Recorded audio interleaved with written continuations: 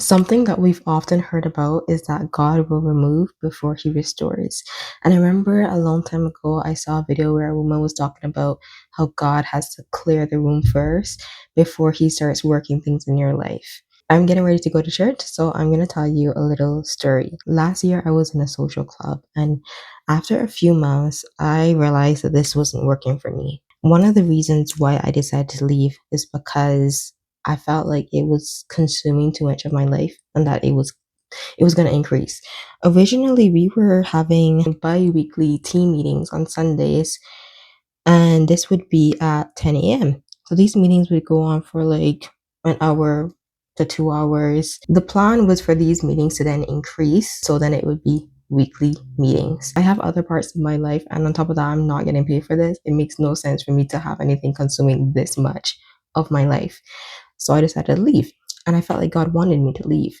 I didn't know at the time why, and I remember thinking, what am I going to do now? Because I've been doing quite a lot. I'm always here, there, everywhere. I'm volunteering. I got this to do. I was always doing something. So I felt like for the first time in a long time, I had nothing to do. Like, I'm going to leave, and I'm also going to be obedient to God and just remove myself from this. But I didn't have a plan. I was like, what am I going to do next year? Meaning this year. And I figured, okay, well, maybe God wants me to spend more time with Him. Maybe it's just an opportunity for me to focus on myself and do art and stuff like that. Fast forward to this year. I got invited to church. Guess what? Church is at 11 a.m. on Sundays. And I was in church a few weeks ago. And I was just thinking to myself, would I be here in church if I was still in the social club? And that was such a scary and concerning thought for me because I felt like I don't know if I would have chosen God. And there's several times in my life where I have chosen God, where I have passed up on friendships because they weren't godly. I have passed up on men because they weren't godly. I have passed up on other opportunities because I'm like, well, no, God gave me something better. But in this situation, I think that had church come up, I would have probably had excuses. I would have been like, oh, I have this commitment already. I have this to do. Oh, I can't come to church because I'm in this club. And on top of that, like either way, it wouldn't have worked because the club meetings were lasting like maybe up to 2 hours. There was no way for me to be able to go to church. Even if I left early, like after an hour, by the time I get to church, because of the distance between the two, I probably missed like half a church. If I chose church over the meetings, then I'm obviously not doing my job in the club.